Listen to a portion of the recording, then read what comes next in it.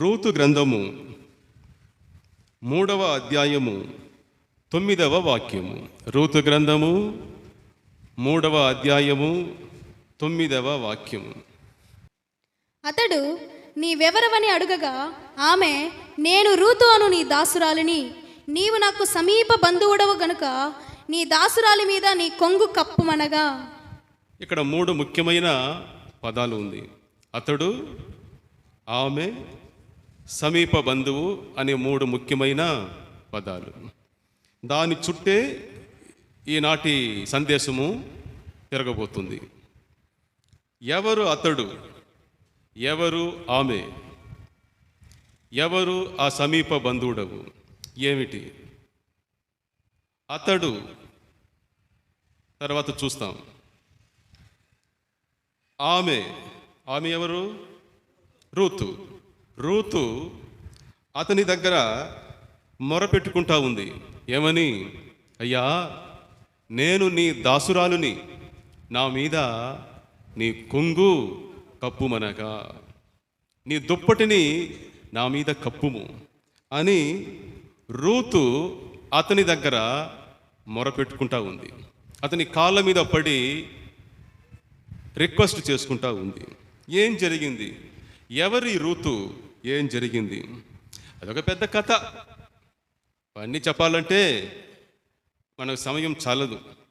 కానీ తెలియని వారికి, ఇంతవరకు రూతు గురించి తెలియని వారికి సింపుల్గా చెప్పాలంటే, బెత్లెహేమ్ అనే ఊరిలో ఎలిమెలేకు అనే ఒక వ్యక్తి ఉండేవాడు.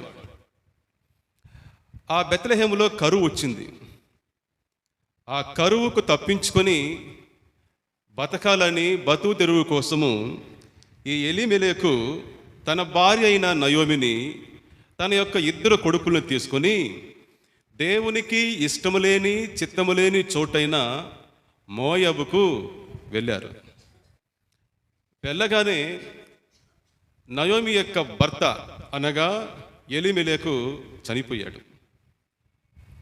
ఆ తర్వాత నయోమి ఏం చేసిందంటే, తన 2 కొడుకులకు అక్కడనే మోయాబీయురాళ్ళైన స్త్రీలను పెళ్లి చేసింది. కానీ ఏం జరిగిందో తెలియదు. కానీ ఆ 2 కొడుకులు కూడా చనిపోయారు. 2 కొడుకులు చనిపోయారు. నయోమి ఏమీ లేనిదాయను. ఈ మాట గుర్తుపెట్టుకోండి. ఏమీ లేనిదాయను, అంతా కోల్పోయింది. ఆస్తులు కోల్పోయారు, ఆప్తులను కోల్పోయారు, అన్నీ కోల్పోయి ఏమీ లేని దానిగా అయిపోయింది. నేను సమృద్ధి గల దానిగా వెళ్ళి తిని ఇప్పుడు రిక్తురాలునిగా తిరిగి వచ్చి తిని. సమృద్ధిగా నేను బెత్లెహేము నుండి మోయాబుకు వెళ్ళాను. కానీ ఇప్పుడు తిరిగి వచ్చే సమయానికి నా దగ్గర ఏమీ లేదు, అంతా పోయింది. రిక్తురాలుని అనగా ఏమీ లేని పరిస్థితి, అంతా పోయింది. వాళ్ళ యొక్క పరిస్థితి ఏ స్థాయికి దిగజారిపోయిందంటే, వారు ప్రాణం నిలుపుకోవడం కోసం పరిగె ఏరుకోవాల్సిన స్థితికి వచ్చేసారు. కోతకాలంలో కోతలు కోసేవారు మిస్ చేసే, వదిలివేసే, అక్కడక్కడ మిగిలిపోయిన ఆ పరిగెలను ఏరుకొని దానితో కడుపు నింపుకోవలసిన పరిస్థితికి ఆ కుటుంబం వచ్చి పడిపోయింది. నిజంగానే చాలా దీనాతి దీనమైన పరిస్థితి, దయనీయమైన పరిస్థితి. వారు 2, ఎవరు? రూతు, నయోమి, వారిద్దరూ ఏమీ లేని వాళ్ళు అయిపోయారు. ఏమీ లేని వాళ్ళు అయిపోయారు. రూతు యొక్క లైఫ్లో పరిస్థితులన్నీ కూడా రూత్లెస్గా మారిపోయింది, కఠినముగా మారిపోయింది. రూతు యొక్క జీవితంలో ఆమె జీవితం శూన్యమైపోయింది. ఎటు చూసినా ఎడారిగానే మారిపోయింది. భవిష్యత్తు అంధకారం అయిపోయింది. ఒంటరిదాన్ని అయిపోయింది. బాధ, నిరాశ, నిస్పృహలో ఆమె జీవితం కూరుకొని పోయింది. నయోమి అయితే ఆర్థికంగా, కుటుంబ పరంగా బీదరాలు అయిపోయింది. ఆర్థికంగా ఆమె దగ్గర ఇప్పుడు ఏమీ లేదు. కుటుంబ పరంగా భర్త లేదు, పిల్లలు లేరు, అందరూ పోయారు. కానీ రూతు యొక్క పరిస్థితి అయితే ఇంకా దారుణం. ఆర్థికంగాను, కుటుంబ పరంగాను, సామాజిక పరంగాను ఆమె పేదరాలు అయిపోయింది. ఇప్పుడు ఆమె దగ్గర ఏ డబ్బులు లేదు, ఆస్తులు లేదు, ఆర్థికంగా జీరో, కుటుంబ పరంగా భర్త లేదు, పిల్లలు లేరు. మహిళ నుండి పెళ్లి చేసుకునేది కానీ ఆ కాలంలో 10 సంవత్సరాల కాలంలో ఆమెకి పిల్లలు కూడా పుట్టలేదు. సో ఆర్థికంగా ఆమె బీదరాలు అయిపోయింది. ఆ తర్వాత కుటుంబ పరంగా ఆమెకు ఎవరు లేదు, సామాజిక పరంగా కూడా ఆమె బీదరాలు. ఎందుకంటే ఆమె మోయాబీరాలైన స్త్రీ కాబట్టి ఆ ఇజ్రాయేలు ప్రజలు ఎవరు కూడా ఆమెను గౌరవించరు. సామాజికంగా కూడా ఆమె ఏమీ లేనిది అయిపోయింది. రూతు జీవితం అనే అద్దములో నా జీవితం నాకు కనిపిస్తూ ఉంది. రూతు జీవితం అనే అద్దములో మన జీవితం మనకు కనిపిస్తుంది. రూతును చూస్తే, ఆమె యొక్క పరిస్థితిని చూస్తే అయ్యో పాపం కదా, అయ్యో పాపం. కానీ మన జీవితానికి వస్తే పాపమే అయ్యో, పాపమే అయ్యో. పాపము మనల్ని ఏమీ లేని వారుగా చేసేసింది. పాపము మనుషులను లేక నిన్ను నన్ను ఏమీ లేనివారుగా చేసేసింది. మనందరము పాపం చేసినప్పుడు పాపానికి దాసులమైపోతుంది, బానిసగా మారిపోతుంది. అందుకే యేసయ్య అన్నాడు, ఆత్మయందు దీనులు. వాళ్ళైతే నయోమి, రూతు అయితే ఆర్థిక విషయంలో దీనులైపోయినారు. కానీ మనమైతే ఆత్మీయ విషయంలో దీనులైపోయినాము.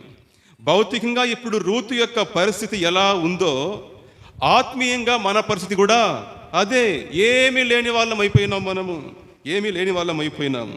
యేసయ్య చెప్పాడు యోహాను సువార్త 8:36లో, పాపము చేయు ప్రతివాడు పాపానికి దాసుడు, పాపానికి దాసుడు. ఈ పాపం ఏం చేసింది? ఈ పాపం ఏం చేసింది? పాపం వలన వచ్చే జీతం ఏమిటి? మరణము. చంపేసింది. పాపానికి తెలిసిందల్లా చంపడమే. మన సంతోషాన్ని, మన సమాధానాన్ని, మన గౌరవాన్ని, మన నెమ్మదిని, చివరికి మనలో ఉన్న మంచితనాన్ని అంతా కూడా చంపేసింది. అది మన జీవితాన్ని ఏమీ లేనిదిగా చేసేసింది. ఏది? పాపం. పాపం మన జీవితాన్ని ఏమీ లేనిదిగా చేసేసి మనల్ని అనాథులుగా, దిక్కులేని వారిగా చేసేసింది. పాపము దేవుడి నుండి మనల్ని దూరం చేసేసింది. తండ్రి లేనివారుగా, దేవుడు లేనివారుగా మనల్ని చేసేసింది పాపం అలాంటి భయంకరమైన పని చేసింది. ప్రియులారా, ఆర్థికమైన, సామాజికమైన పేదరికం కంటే, లేక ఆర్థికమైన, కుటుంబపరమైన, సామాజిక పరమైన పేదరికం కంటే అత్యంత భయంకరమైన పేదరికం ఏంటంటే ఆత్మీయంగా పేదరికంగా ఉండడమే. ఒకప్పుడు నేను కూడా, నా జీవితం కూడా రూతు వలె ఉండింది. ఆత్మీయంగా ఒంటరివాణ్ణి అయిపోయాను లోపల. దేవుడు లేని జీవితం. యేసయ్య చెప్పాడు, మనుషుడు ఈ లోకమంతా సంపాదించుకున్నా తన ప్రాణమును పోగొట్టుకుంటే ఏమి లాభము, ఏమి ప్రయోజనము? ప్రాణం పోతే మనిషి శవమైపోతాడు. దేవుడు లేకపోతే మన జీవితం కూడా శవమే. అందుకే వాక్యం అంటుంది, అతిక్రముల చేతను పాపముల చేతను మీరు చచ్చిన వారైపోయారు. మన పాపములు మన జీవితాన్ని చంపేసింది. అనగా దేవుడి నుండి దూరం చేసి మనల్ని దేనికి పనికిరాని వాళ్ళగా చేసేసింది. మన బలాన్నంతా పాపం ఏం చేసింది? హరించేసింది. మంచి చేయడానికి బలము లేని వారిగా మనల్ని మార్చేసింది. చెడు చేయడానికి మనం బలవంతులం అయిపోయినాము. చెడ్డ ఆలోచనలు, చెడ్డ కోరికలు, చెడ్డ క్రియలు చేయడానికి బలవంతులం అయిపోయినాము. మంచి చేయాలంటే వీలు కాని పరిస్థితికి మన యొక్క ఆత్మీయ పరిస్థితి దిగజారిపోయింది. అందుకే ఈజీగా కోపడతాము, సహనంగా ఉండడము చేత కాదు. ఆమేన్. పాపం ఈజీగా చేస్తాము, పరిశుద్ధంగా ఉండడము కష్టమైపోయింది. ఇది దేన్ని సూచిస్తుంది? మనము ఆత్మీయంగా దీనులం అయిపోయినాము, దేవుని నుండి దూరం అయిపోయినాము. ఈ స్థితి మారేదానికి ఏదైనా అవకాశం ఉందా? నా స్థితి ఇంకా అంతేనా? దీని నుండి బయటపడే మార్గం ఉందా అని అంటే మార్గము ఉంది. హల్లెలూయా. సో నయోమి కుటుంబం పేరు అంతరించిపోకుండా ఉండాలన్నా, రూతు జీవితం చిగురించబడాలన్నా వారికి ఒక అద్భుతమైన అవకాశం ఒకటి ఉంది.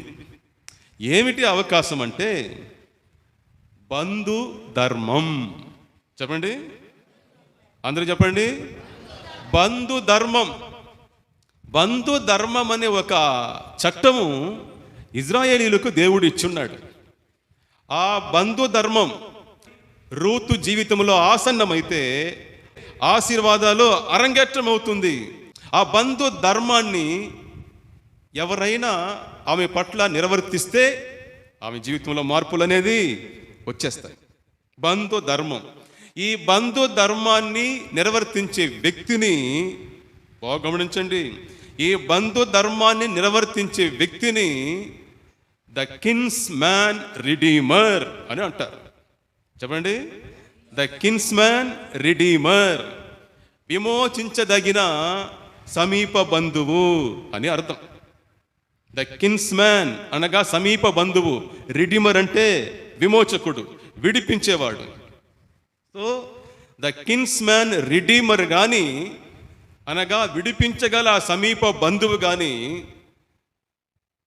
ఆ బంధు ధర్మాన్ని నిర్వర్తిస్తే నయోమి రూతు పట్ల వాళ్ళ జీవితమే మారిపోతుంది. ఆమేన్. ఈ బంధు ధర్మం అంటే ఏమిటి అని అంటే గమనించండి.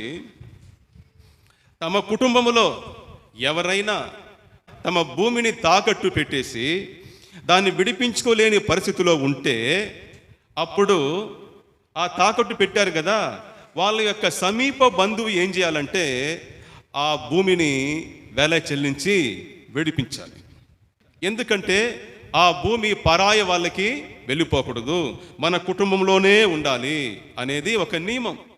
రెండవది ఏమిటంటే తమ బంధువుల్లో లేక తమ కుటుంబంలో ఎవరైనా ఒక పురుషుడు పెళ్లి చేసుకొని సంతానం లేకుండా చనిపోతే ఆ విధవరాల్ని అతని యొక్క సోదరుడు కానీ, సోదరుడు లేకపోతే సమీప బంధువు, దగ్గర బంధువు కానీ ఏం చేయాలంటే ఆ విధవరాల్ని పెళ్లి చేసుకుని వాళ్ళకు పుట్టే, ఆ విధవరాలకు పుట్టే మొదటి బిడ్డకు చనిపోయిన వ్యక్తి అతని యొక్క పేరు పెట్టాలి. అనగా ఇనిషియల్ వచ్చి అతని పేరు వస్తుంది. దీన్నే బంధు ధర్మం అంటాం. ఎందుకంటే ఆ చనిపోయిన వ్యక్తి యొక్క పేరు ఆ వంశము నుండి తుడిచిపెట్టబడకూడదు, అంతరించిపోకూడదు అని దేవుడు ఆ నియమాన్ని పెట్టాడు. ఎందుకంటే ఈ 12 గోత్రాలు ఇశ్రాయేలులో ఉంది. ఈ 12 గోత్రాలు బలంగా ఉండాలని, ఇలా ఈ సంబంధాలు కానీ ఆస్తులు కానీ వేరే గోత్రాలకి మారిపోతే ఒక గోత్రం బలహీన పడిపోతుందని, అన్ని గోత్రాలు బలంగా ఉండాలనే ఒక ఆలోచనతో దేవుడు ఈ నియమాన్ని పెట్టాడు. ఈ బంధు ధర్మాన్ని కానీ ఎవరైనా నయోమి పట్ల, రూతు పట్ల నిర్వర్తిస్తే వాళ్ళ జీవితాలు బాగుపడతాయి. ఇప్పుడు దేవుడు రూతు జీవితంలోనికి, నయోమి కుటుంబంలోనికి ఒక సమీప బంధువును ప్రవేశింపజేస్తున్నాడు. ఆ సమీప బంధువు పేరే బోయజు. హల్లెలూయా. ఆ బంధు పేరేం పేరు? బోయజు. చూడండి, బోయజు గురించి రాయబడి ఉంది రూతు 2:1. ఆ నయోమి పెనిమిటికి అనగా భర్తకు బంధువుడు అక్కడ ఉండేను, చాలా ఆస్తిపరుడు. అతని పేరు బోయజు. ఈ బోయజు ఈ నయోమి కుటుంబానికి సమీప బంధువు. ఈ బోయజు గాని మనసు పెడితే నయోమి రూతు జీవితాలు ఆశీర్వాదకరంగా మారిపోతుంది. ఆమేన్. దీవెనకరంగా మారిపోతుంది. ఆ బోయజు దగ్గరనే వెళ్ళి రూతు మొరపెట్టుకుంటా ఉంది. దాన్ని మనం చదివాం 3:9. అతడు నీవెవరవని అడగగా ఆమె, నేను రూతు అను నీ దాసురాలుని. అయ్యా, నీవు నాకు సమీప బంధుడవు కనుక నీ దాసురాలి మీద నీ కొంగు కప్పుమని ఆ బోయజు దగ్గర వెళ్ళి రూతు మ్యారేజ్ ప్రపోజల్ చేస్తూ ఉంది. అయ్యా, నన్ను పెళ్లి చేసుకుని నా జీవితానికి వెలుగు కలిగించు, నా జీవితాన్ని చిగురింప చెయ్యి, ఎందుకంటే నీవే నాకు సమీప బంధువుడవు, నీవే నాకు సమీప బంధువుడవు కాబట్టి ఆ బంధు ధర్మాన్ని నిర్వర్తించి నా జీవితాన్ని విడిపించు. ఈ భయంకరమైన పరిస్థితి నుండి, ఈ ఒంటరితనము నుండి, ఈ చీకటి నుండి నా జీవితాన్ని విడిపించమయ్యా అని చెప్పి రూతు బోయజు దగ్గరకు వెళ్ళి మొరపెట్టుకుంటా ఉంది. సంతోషం ఏమిటంటే బోయజు రూతు మీద కనికరం చూపాడు, తన కొంగును కప్పాడు, రూతును పెళ్లి చేసుకున్నాడు, తాకట్టు పెట్టబడిన ఆస్తులన్నిటినీ విడిపించేశాడు. రూతు జీవితం ఇప్పుడు ఏదైనా తోటలా మారిపోయింది. హల్లెలూయా! ఏదైనా తోటలా మారిపోయింది. బోయజు అనే పేరుకు అర్థము బలపరచువాడు అని అర్థం. సో ఈ బలపరచువాడు వచ్చి బలహీనమైన రూతు జీవితాన్ని బలపరిచేశాడు. నేను బోయజు చదివేటప్పుడంతా, ఈ రూతు గ్రంథములో బోయజు అని చదివేటప్పుడంతా నా మైండ్లో ఇంకొక స్వరం వినిపిస్తూ ఉంది, ప్రతిధ్వనిస్తూ ఉంది. బోయజు అని అంటే నా మైండ్లో ఇంకో స్వరం వస్తుంది, యేసు. బోయజు యేసు, బోయజు యేసు. ఏంటయ్యా ఈ బోయజు యేసు అని అంటే, రూతుకు బోయజు, నాకు నీకు యేసు. హల్లెలూయా! రూతుకు బోయజు, నాకు నీకు యేసు. బోయజు ఎంట్రీతో రూతు యొక్క జీవితం ఎలా మారిపోయిందో అదేవిధంగానే యేసు క్రీస్తు యొక్క ఎంట్రీతో మన జీవితం కూడా కళకళలాడుతుంది. సో పాపం అనే భయంకరమైన దాసత్వానికి అమ్ముడుపోయిన మన జీవితాన్ని అపవాది దగ్గర నుండి విడిపించి ఆత్మీయంగా దీనులుగా ఉన్న మనల్ని ఐశ్వర్యవంతులుగా చేయడానికి మన సమీప బంధువుడుగా, మన కిన్స్మ్యాన్ రిడీమర్గా, మనకు బోయజుగా యేసుక్రీస్తు ఈ లోకానికి వచ్చాడు. హల్లెలూయా! మన బోయజు ఎవరు? యేసుక్రీస్తు. రూతుకు బోయజు, నీకు నాకు యేసు, నీకు నాకు యేసు. ఈ సమీప బంధువు లేక విడిపించగల ఈ వ్యక్తికి ముఖ్యమైన 3 లక్షణాలు ఉండాలి. విడిపించగల వ్యక్తికి ముఖ్యమైన 3 లక్షణాలు ఉండాలి. నంబర్ 1, మొదటి లక్షణం ఏమిటంటే అతడు దగ్గర బంధువుగా ఉండాలి. వేరే వంశానికి, వేరే కుటుంబం చెందిన వాడుగా ఉండకూడదు, దగ్గర బంధువుగానే ఉండాలి. సో బోయజు దగ్గర బంధువు కాబట్టి రూతుని పెళ్లి చేసుకొని నయోమి ఆస్తులన్నిటిని విడిపించి వాళ్ళిద్దరి జీవితాన్ని కూడా ఫలభరితమైన జీవితంగా మార్చేశాడు. మన బోయజు యేసుక్రీస్తు. ఆయన మనల్ని విడిపించాలంటే మనకు ఆయన సమీప బంధువుడు అవ్వాలి, దగ్గర బంధువు అవ్వాలి, క్లోజ్ రిలేటివ్ అవ్వాలి. దానికోసమే యేసుక్రీస్తు మనలాంటి శరీరములో ఈ లోకానికి దిగి వచ్చాడు. దేనికి? మనకు సమీప బంధువుడు అవ్వడానికి. రే సోదరుడా, సోదరి, నిన్ను పాపం నుండి విడిపించాలంటే యేసుక్రీస్తు అనే బోయజు నీకు సమీప బంధువుడు అవ్వాలి. సమీప బంధువుడు అవ్వడానికే ఆయన ఈ లోకానికి మానవ శరీరములో దిగి వచ్చాడు. మానవ శరీరములో దిగి వచ్చాడు. చూడండి, ఏప్రిల్కు రాసిన పత్రిక 2వ అధ్యాయము 14-15 ఇలా అంటుంది. కాబట్టి ఆ పిల్లలు రక్త మాంసము గలవారైనందున ఆ ప్రకారమే మరణము యొక్క బలము గలవానిని, అనగా అపవాదిని మరణము ద్వారా నశింపజేయుటకును, జీవితకాలమంతయు మరణ భయము చేత దాస్యమునకు లోబడిన వారిని విడిపించుటకును ఆయన కూడా యేసయ్య కూడా రక్త మాంసములలో పాలివాడాయను. యేసయ్యా నీకు స్తోత్రం, యేసయ్యా నీకు స్తోత్రం, యేసురాజా నీకు స్తోత్రం. ప్రియ సోదరుడా, సోదరి, నీ కోసం, నా కోసం జీవిత కాలమంతా మరణమనే అపవాది యొక్క కార్యానికి బానిసైపోయిన మనల్ని విడిపించడానికి ఆయన మన వలనే రక్త మాంసంలో పాలివాడాయను.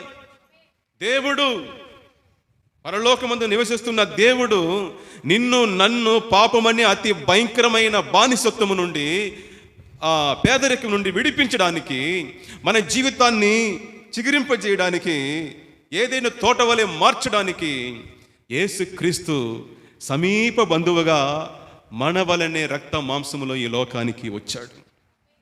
ఎప్పుడైతే ఆ బెత్లెహేములో యేసుక్రీస్తు శరీరముగా పుట్టాడో ఆ రోజు మనకందరికి యేసయ్య సమీప బంధువుడయ్యాడు. మన దగ్గర బంధువు ఎవరు? యేసుక్రీస్తు, మన kins man redeemer. Who? Jesus. Jesus is my kins man redeemer. యేసుక్రీస్తు నా విడిపించగలిగిన సమీప బంధువుడు. దానికోసం ఆయన దిగి వచ్చాడు. మన కోసం ఆయన మనం విడిపించగలిగిన సమీప బంధువుడు అవ్వడానికి మన వలనే శరీరములో ఈ లోకానికి దిగి వచ్చాడండి. దాని గురించి వివరముగా లోతుగా చెప్తుంది వాక్యము. ఫిలిప్పీలకు 2వ అధ్యాయము 6 నుండి 9 మనం చూస్తే, ఆయన దేవుని స్వరూపము కలిగిన వాడై ఉండి, ఎవరు? యేసుక్రీస్తు దేవుని స్వరూపము కలిగిన వాడై ఉండి దేవునితో సమానంగా ఉండుట విడిచిపెట్టకూడని భాగ్యమని ఎంచుకొనలేదు గాని, మనుషుల పోలికగా పుట్టి దాసుని స్వరూపమును ధరించుకొని తన్ను తానే రిక్తునిగా చేసుకొనెను.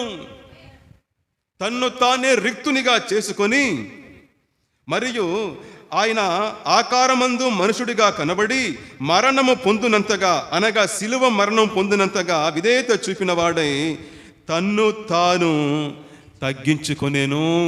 సోదరుడా, సోదరి, పాపానికి సాతానికి అమ్ముడుపోయిన మన జీవితాల్ని విడిపించి మనం పాపము ద్వారా కోల్పోయిన వాటన్నిటిని తిరిగి మనకు ఇవ్వడానికి మన ప్రభు అయిన యేసుక్రీస్తు పరలోక భాగ్యమును వదిలి దేవుని స్వరూపమును వదిలిపెట్టి ఈ లోకానికి మనుషునిగా, బానిసగా, రిక్తునిగా దిగి వచ్చాడు. మనకు బంధువుడయ్యాడు. దేవుడు మనకు బంధువాయను. దేవుడు యేసుక్రీస్తు మనకు బంధువాయను. ఈ విడిపించగలిగిన ఈ విమోచకుడు, లేక ఇతను వచ్చి ముక్తిదాత అని కూడా అంటారు. ఇతనేమంటారు? ముక్తిదాత అని కూడా అంటారు.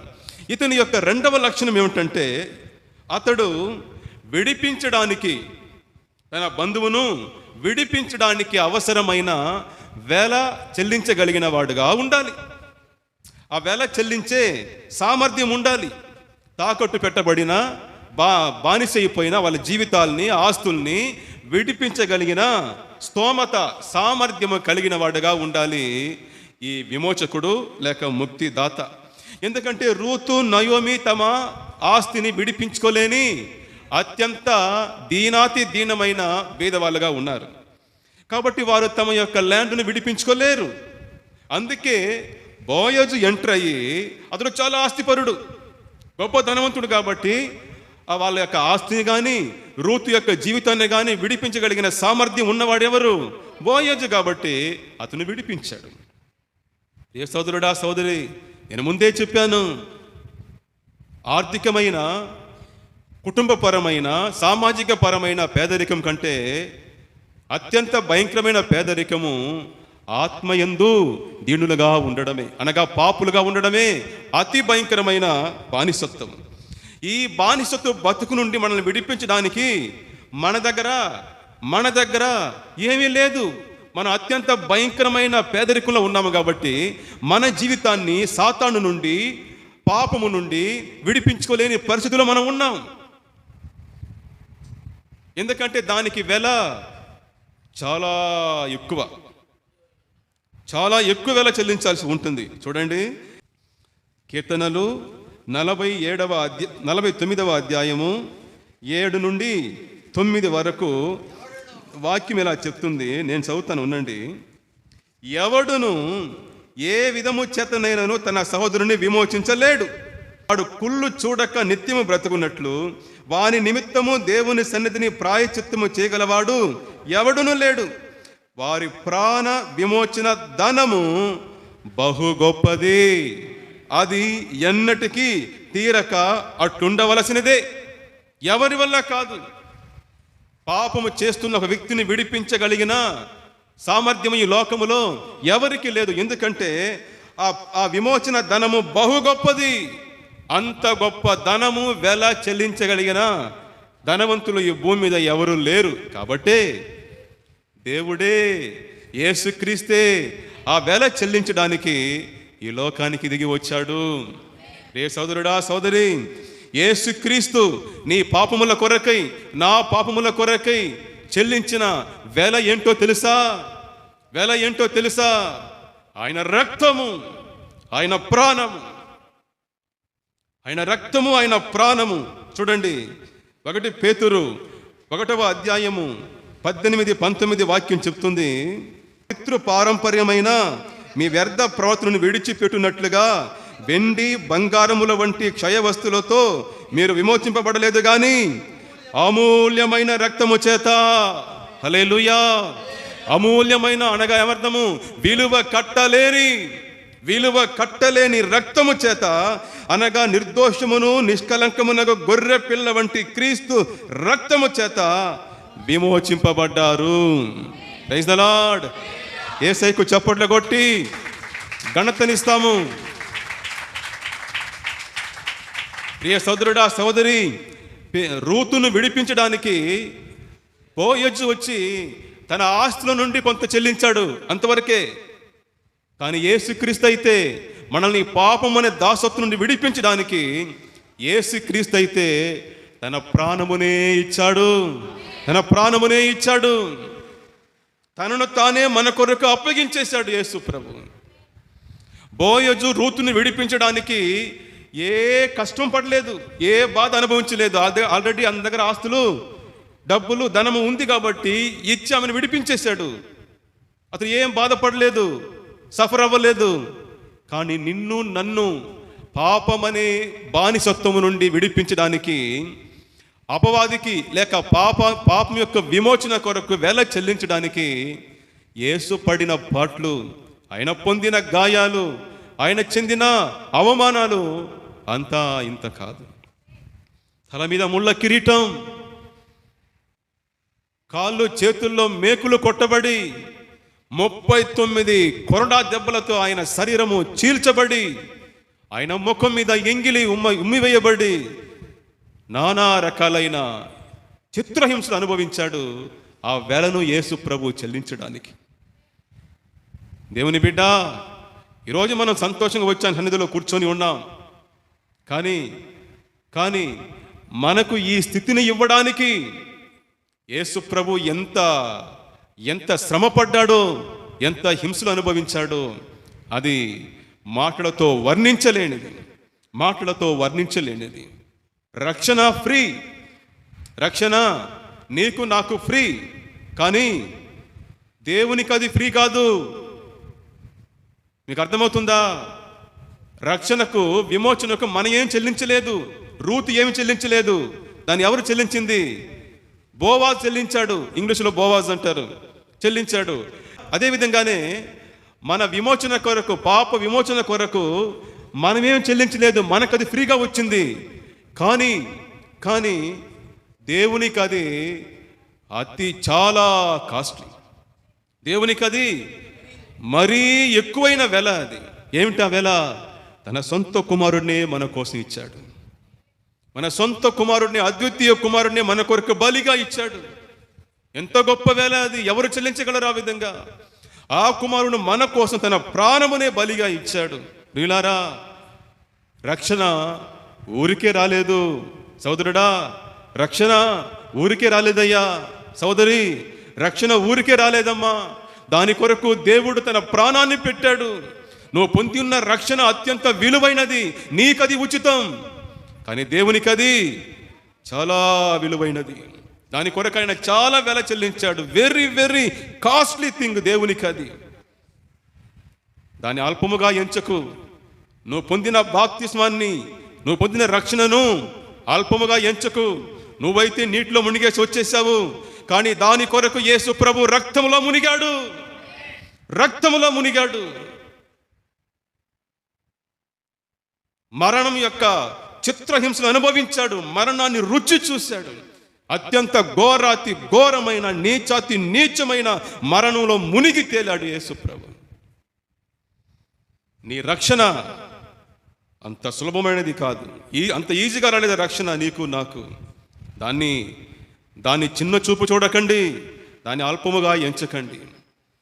నీ రక్షణ కొరకు యేసు క్రీస్తు ప్రాణాన్ని పెట్టాడు. ఆమేన్. ఆ రక్షణను మనం గౌరవించాలి, దాన్ని ఘనపరచాలి.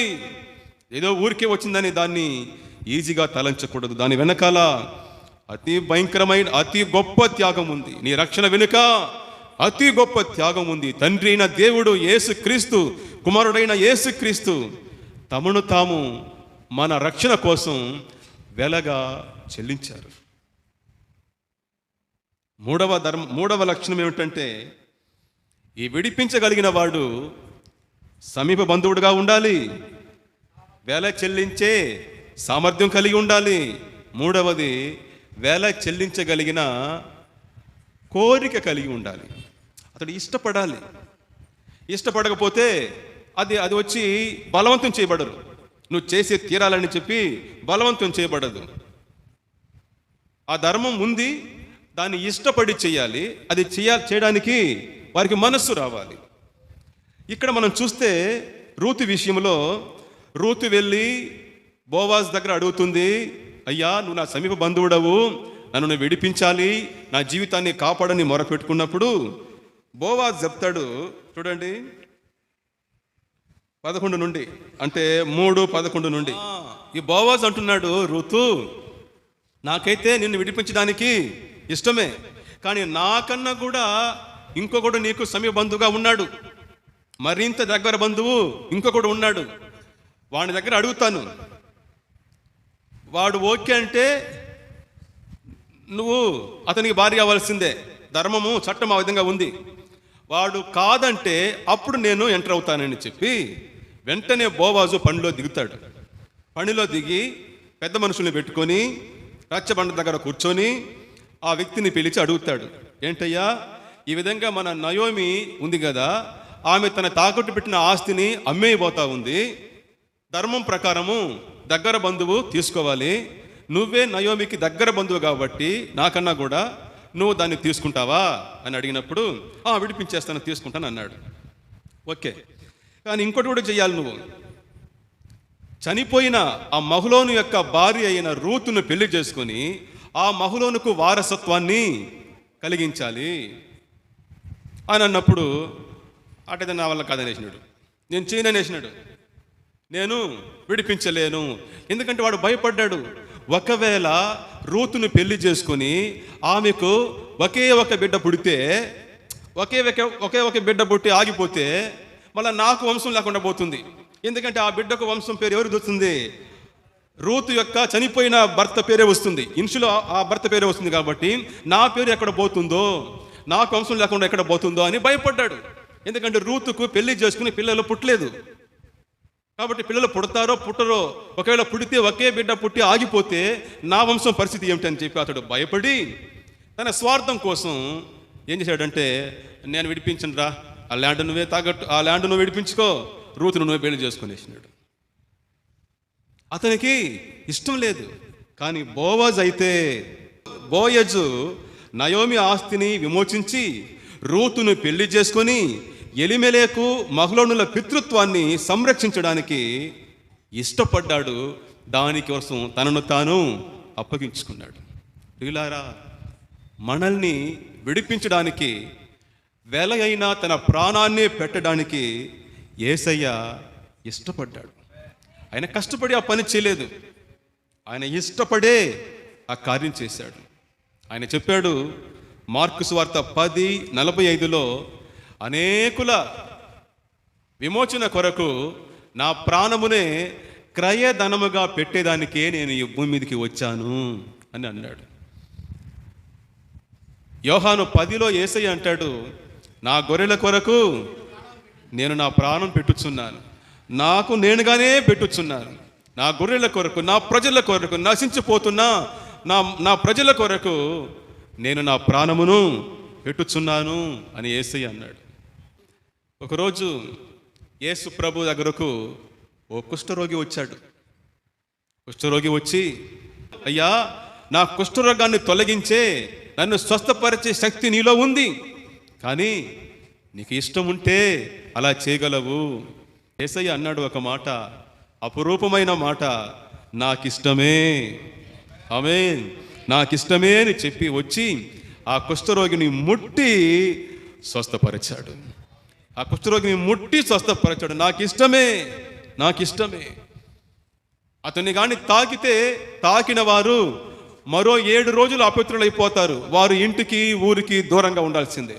దాని కొరకు వారు పెద్ద వెల చెల్లించాల్సి కూడా, బలులు అర్పించాలి కూడా.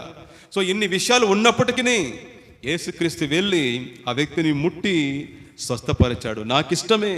యేసు ప్రభు మన కొరకు ప్రాణం ఇచ్చేదానికి ఇష్టపడి వచ్చాడండి. ఇష్టపడి వచ్చాడు. సాటిలేని ప్రేమ ఇది. ఇది సాటిలేని ప్రేమ. ఆయన మన కొరకు ఇష్టపడి వచ్చి కష్టపడ్డాడు, ప్రాణం పెట్టాడు, రక్తము కార్చాడు, తన గొప్పతనాన్నంతా వదులుకొని వచ్చాడు. తనను తానే రిక్తునిగా చేసుకొని మన ప్రాణ విమోచన క్రయధనమైన తన యొక్క రక్తాన్ని చెల్లించాడు. యేసు మన దగ్గర బంధువు. సో రూతు జీవితంలో బోయజు యొక్క ఎంట్రీతో అనేక అద్భుతమైన మార్పులు చోటు చేసుకుంది. దీనికంతా కారణం ఏంటి? రూతు యొక్క సమర్పణ. ఆమేన్. ఆమె వెళ్ళి బోయజు కాళ్ళ మీద పడి తనను తాను అతనికి సమర్పించుకున్నది. సమర్పణ సమస్తమును మార్చేసింది. సమస్తమును మార్చేసింది. రూతు యొక్క సమర్పణ ఆమె యొక్క జీవితంలో అద్భుతమైన మార్పుల్ని తీసుకొని వచ్చేసింది. అంతకుముందు రూతు ఏమీ లేని దానిగా ఉండింది. ఇప్పుడు రూతుకు బోయజు ఉన్నాడు. హల్లెలూయా. రూతుకి ఇప్పుడు బోయజు ఉన్నాడు. బోయజు కలిగి ఉన్నవన్నీ కూడా ఇప్పుడు ఎవరికి? రూతుకే. హల్లెలూయా. రూతుకే ఇప్పుడు ఏ పొలములో వెళ్ళి ప్రాణం కోసం పరిగె ఏరుకునిందో ఇప్పుడు అదే పొలానికి అమ్ముడు ఓనర్ అయ్యింది, యజమానురాలయ్యింది. అర్థమవుతుంది మీకు? ఏ పొలంలో వెళ్ళి కడుపును నింపుకోవడం కోసం పరిగె ఏరుకొనిందో, మిగిలిన దాన్ని ఏరుకొనిందో, ఇప్పుడు అదే పొలానికి రూతు యజమానురాలు ఓనర్ అయ్యింది. అంతకుముందు కోత కోసే వాళ్ళందరూ ఇటుపో మోయాబీరాలా, శాపగ్రస్తాలా అని చెప్పి దూషించిన వాళ్ళందరూ ఇప్పుడు మేడం మేడం మేడం అమ్మగారు అంటున్నారు. వాళ్ళే చెప్పావు, అమ్మగారు అని వెళ్ళి ఆమె దగ్గర కూలీలు తీసుకుంటున్నారు. హల్లెలూయా. ఏం మారింది ఆమె జీవితము, ఎంత అద్భుతంగా మారింది. ఒక అందమైన కుటుంబాన్ని దేవుడు రూతుకు ఇచ్చాడు. అంతకుముందు రూతుకున్న గుర్తింపు ఏమిటంటే మోయాబీరాలైన రూతు. ఆ రూతు అనే పేరు ముందు ఏముంది? మోయాబీరాలు. ఒక హేయమైన వంశ పారంపర్య నేపథ్యం అది. ఇప్పుడు ఆ గతం ఖతమైంది. ఎ న్యూ బిగినింగ్ స్టార్ట్ అయ్యింది. ఓ కొత్త జీవితం స్టార్ట్ అయ్యింది. ఏమిటది? ఇప్పుడు Ruth the wife of Boaz. ఆమేన్. రూతు ఇప్పుడు ఎవరు? బోయజు యొక్క భార్య. దేవుడు రూతుకు అందమైన కుటుంబాన్ని ఇచ్చాడు.